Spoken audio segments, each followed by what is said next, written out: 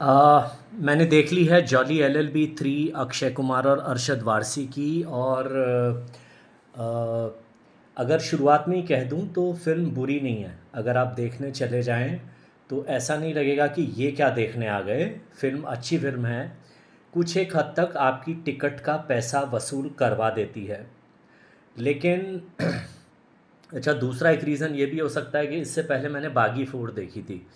तो बागी फोर देखने के बाद तो अगर आप अपने कमरे में लेट के घूमता हुआ पंखा भी देख लो ना, तो उसे देख के भी आपका दिल बोलेगा वाह क्या एंटरटेनमेंट है। लेकिन पॉइंट ये है कि जॉली एलएलबी 1 और जॉली एलएलबी 2 की जो बात थी ना, वो इस फिल्म में नहीं है, टू बी वेरी ऑनेस्ट। और ये थोड़ा सा डिसअपॉइंटिंग मेरे लिए इसलिए रहा क्योंकि मैं अरशद वारसी और अक्षय कुमार का एक अच्छा सा क्लैश या नोक झोंक देखना चाह रहा था। कुछ हद तक वो है भी।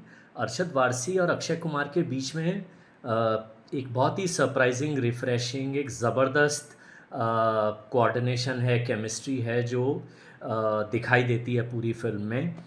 और कहानी ये है कि एक गांव है जहां पर एक बहुत ही बड़ा बिल्डर इंडस्ट्रियलिस्ट हरी भाई खेतान एक राजा राम सोलंकी नाम के किसान की ज़मीन न सिर्फ हड़प लेता है बल्कि सिस्टम को अपने फेवर में करके इस हद तक ले जाता है कि वो किसान आत्महत्या कर लेता है, उसकी बहू भी आत्महत्या कर लेती है, सारी चीज़ें होती हैं। और फिर अ, कुछ घुमाव होते हैं कि दोनों जॉली इस अ, किसान की विधवा जानकी सोलंकी का केस लेते हैं और हरी भाई खेतान से टकराते हैं।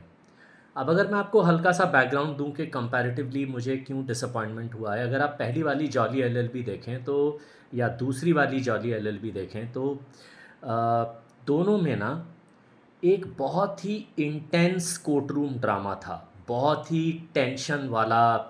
दोनों तरफ एकदम घिसे हुए खिलाड़ी एक दूसरे के साथ दाव पेच कर रहे हैं।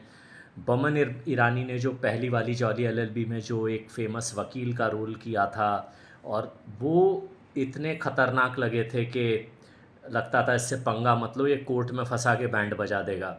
और उसी तरह से अगर आप देखें तो जॉली एलएलबी 3 का जो सबसे वीक कैरेक्टर है ना, वो है उसका विलन लॉयर जो रोल किया है राम कपूर ने।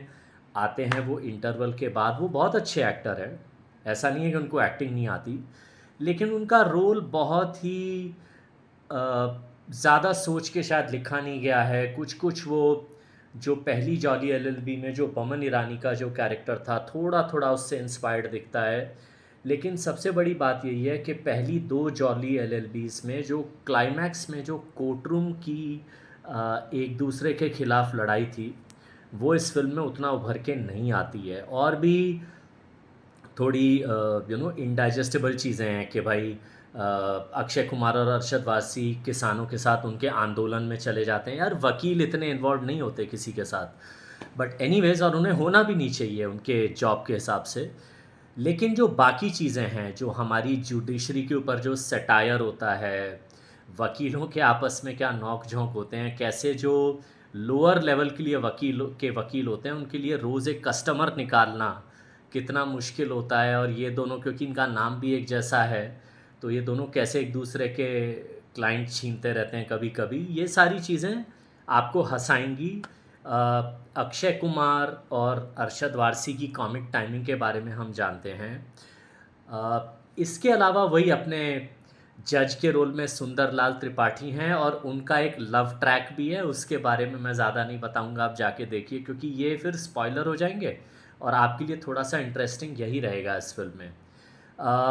तो कुल मिलाकर यही है कि क्या जॉली एलएलबी 3 बुरी फिल्म है? बिल्कुल नहीं। मतलब आप जाएंगे तो अक्षय कुमार की कुछ तो इतनी बेकार फिल्में आई हैं पास्ट में, लेकिन कम से कम उनसे कंपेयर करेंगे तो अक्षय कुमार के फैंस के लिए ये एक अच्छी फ़िल्म है, काफ़ी अच्छी फ़िल्म है। लेकिन इसमें वो वाला टेम्पो, वो जो कम से कम, या शायद मैंने ज़रूरत से ज़्यादा उम्मीद लगा ली, आप लोग मुझे बताइएगा कमेंट्स में कि आपको ये फ़िल्म कैसी लगी है। कहीं मैंने तो ज़्यादा एक्सपेक्ट नहीं किया। लेकिन कहीं ना कहीं दूसरा इस फिल्म की प्रॉब्लम है इसका रन टाइम। अगर मैं गलत नहीं हूँ तो पहली वाली जॉली एलएलबी तो 2 घंटे के आसपास की फ़िल्म थी। दूसरी वाली 2 घंटे 10-15 मिनट की थी, ये 2 घंटा 40 मिनट की है लगभग। तो फालतू के कुछ ट्रैक डाल दिए गए हैं, जैसे वो इंटरवल से पहले वो जो ऊंट पे चढ़ के आ गए अक्षय कुमार और अरशद वारसी, उस सीन की क्या ज़रूरत थी मुझे समझ में नहीं आया। और वो सुभाष कपूर के जैसा इंटेलिजेंट राइटर डायरेक्टर, उसने उसको इंटरवल पॉइंट क्यों बनाया वो भी मुझे समझ में नहीं आया। बट मैं फिर भी कहूँगा कि और मैं नाम लेके कहूँगा कि बागी 4 जैसे चमत्कारों से तो अच्छा है कि आप ये ज़मीन से जुड़ी हुई जॉली LLB 3 जैसी फिल्में देख लें।